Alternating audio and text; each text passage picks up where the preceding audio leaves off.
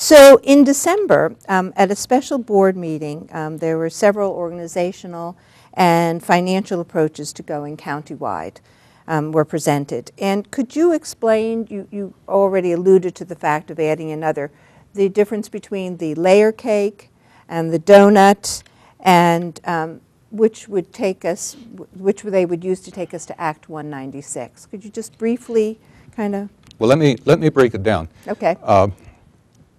Let's talk about, this is a bit arcane. I don't know if anybody's going to enjoy this conversation, but let me say it this way. Remember when I said that the AATA was organized as an Act 55 authority?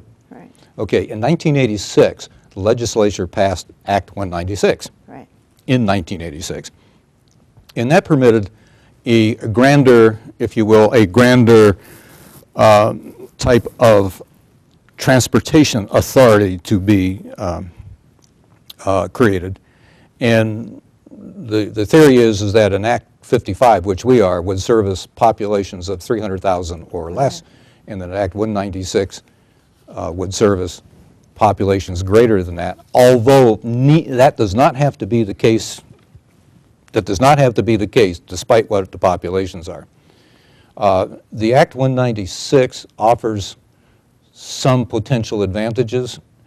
The Act 55, where we are today, offers some potential advantages, and we are, or the organization is investigating that right now. And that is so arcane and so complex that we actually bring in an expert, a lawyer, who knows this stuff, and a consultant who knows this stuff to help guide you through this stuff.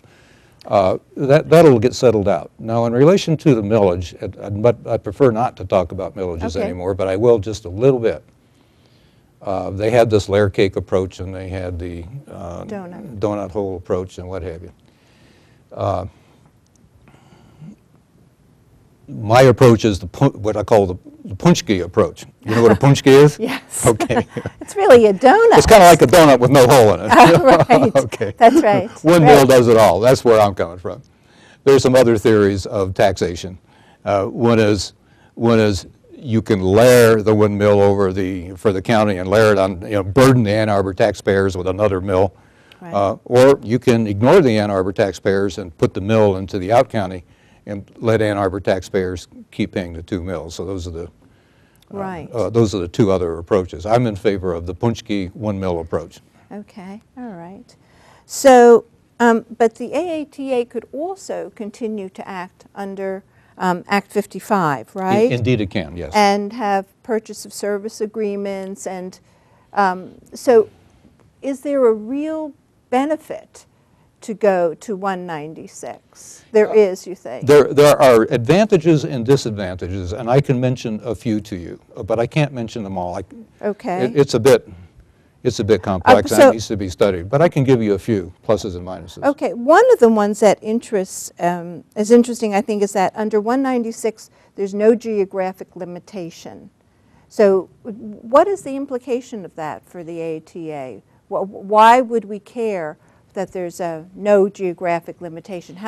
Because we can connect, and we do now connect up with other entities, right?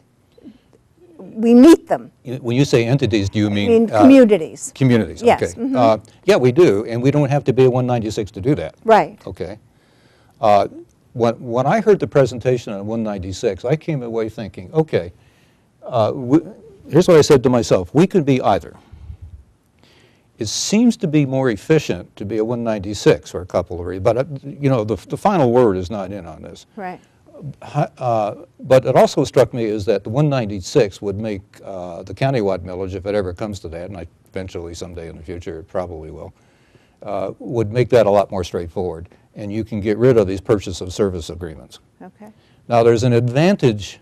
This is important to understand. There is an advantage to eliminating the purchase of service agreements, and I'll just use an example. This city of Ypsilanti, which is experiencing a lot of tough times right now, as we all know, has a purchase of service agreement with the AATA, and then they pay the AATA so much money for the service to come to their community, and the service is important to their community. The city of Ypsilanti pays for that out of their general fund. If there were, and as do the three other, what we call POSA partners, that's kind of arcane, but Right. the three other townships that we have these arrangements with. If there's a countywide millage, then quite frankly, the millage accrues to, in this case, the citizens of the city of Ypsilanti. And then the city of Ypsilanti does no longer have to take that payment out of its general fund. So it gives them some financial relief in their operation of their city. So they're quite interested in this notion of a countywide millage. Right. And I suspect any other political entity or community around Ann Arbor, not Ann Arbor, but around Ann Arbor, would be interested in that.